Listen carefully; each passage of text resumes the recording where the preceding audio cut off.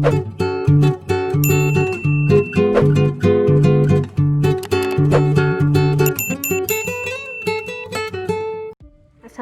warahmatullahi wabarakatuh. Kembali lagi bersama Bunda Tia. Sekarang kita akan belajar mengenai pencernaan hewan ruminansia. Kemarin kalian sudah belajar tentang pencernaan pada manusia. Sekarang kita akan bahas lebih lanjut mengenai pencernaan pada hewan ruminansia. Nah, ini dia beberapa contoh hewan yang termasuk ke dalam ruminansia. Ada sapi, ada kambing, ada kerbau, ada domba, ada kelinci, dan lain sebagainya. Kalian juga bisa menebak dari hewan-hewan ini bahwa ruminansia itu umumnya adalah hewan yang makanannya berupa tumbuh-tumbuhan atau herbivora ya. Hewan ruminansia juga disebut dengan sebutan lain yaitu hewan memamah biak. Kenapa disebut memamah biak? Ada yang tahu?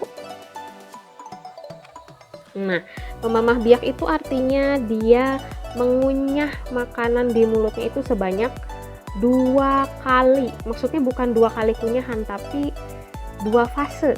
Jadi setelah ditelan ya, dikunyah di mulut, kemudian ditelan, diproses, dia akan dikembalikan lagi ke mulut untuk dikunyah kedua kalinya atau dimamah kedua kalinya. Makanya disebut dengan memamah biak. Jadi melalui mulutnya itu 2 kali. Nah, seperti apa sih organ-organnya? Kita lihat ya bersama-sama. Nah, di sini ada organ-organ pencernaan hewan ruminansia ya. Sini yang pertama itu ada mulut ya, kemudian masuk ke esofagus, ada lambung, kemudian ada usus halus, usus besar, anus biasa ya, seperti itu. Yang spesial dari ruminansia adalah lambungnya. Lambung pada hewan ruminansia itu ada 4 ruang atau memiliki 4 lambung. Yang pertama ini ada rumen atau perut besar ya. Kemudian yang kedua ada retikulum atau perut jala. Yang ketiga ada omasum. Yang keempat ada abomasum. Nah, ini memiliki fungsi dan struktur yang berbeda-beda juga. Tapi pada intinya ini adalah untuk mempermudah hewan tersebut dalam mencerna tumbuh-tumbuhan. Kenapa sih kok spesial ya kalau makanannya tumbuhan aja? Kalian kan pasti tahu kalau tumbuhan itu banyak mengandung selulosa ya atau serat. Selulosa sendiri kalau manusia kan dia tidak bisa mencerna, artinya dia hanya lewat aja gitu, fungsinya hanya untuk memperlancar pencernaan, tidak diambil nutrisinya untuk manusia kalau selulosa. Tapi kalau pada sapi, selulosa itu bisa dijadikan sumber makanan yang juga bisa diserap oleh tubuh, dimanfaatkan nutrisinya. Tapi dengan proses yang lebih kompleks, makanya lambungnya ada 4 ya, biar memaksimalkan pencernaan dan penyerapan selulosa tadi, seperti itu. Nah, kita akan membahas lebih lanjut fungsi dari lambungnya satu persatu ya, karena ini yang khas dari hewan ruminansia dibanding hewan yang lainnya. Oke, di sini ada urutan proses pencernaan ruminansia. Pasti dimulai yang pertama itu dari mulut ya. Sini dari mulut dulu.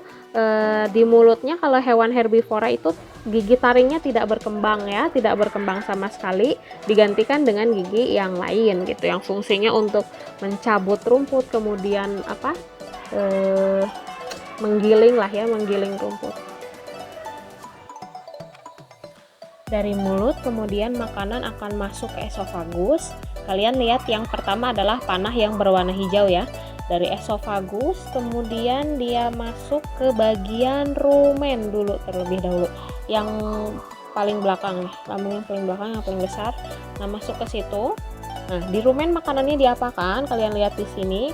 Rumen itu tempat penyimpanan makanan sementara. Di situ biasanya banyak ditemukan adanya simbion, simbiosisnya mutualisme ya, berupa bakteri atau protozoa. Di situ fungsinya untuk membantu pencernaan selulosa. Jadi bakteri dan protozoa itu menghasilkan enzim selulase yang membantu mencerna selulosa tadi, seperti itu. Nah, dari rumen tersebut, lihat panah yang hijau, ikuti. Nah, kemudian makanannya itu masuk ke retikulum atau perut jala. Nah, ini yang bagian depan. Nah, di retikulum itu makanan diaduk hingga menjadi bolus atau gumpalan kecil. Nah, bolus-bolus ini akhirnya dikeluarkan lagi ke mulut. Setelah jadi gumpalan dikembalikan lagi ke mulut, didorong ya. Panahnya menjadi warna ungu di sini ya. Setelah di mulut ini dikunyah kedua kali atau dimamah kedua kali agar lebih halus. Kemudian setelah dikunyah kedua kalinya ke dalam mulut, kemudian makanannya masuk ke dalam omasum ya, yang ini atau perut buku ya. Kenapa buku? Karena seperti beruas-ruas gitu si organnya. Nah, kalau di omasum itu pencernaannya terjadi secara kimiawi dibantu oleh enzim. Selain kimiawi juga di situ ada penyerapan air di dalam omasum. Setelah dari omasum barulah masuk ke lambung yang terakhir, yang keempat, ada abomasum. Kalau abomasum itu disebut perut sebenarnya atau lambung sebenarnya. Kenapa disebut perut sebenarnya? Karena dia seperti lambung manusia pada umumnya. Dia mengandung HCl ya, menghasilkan HCl, juga menghasilkan enzim pencernaan. Jadi bisa mencerna secara kimiawi gitu.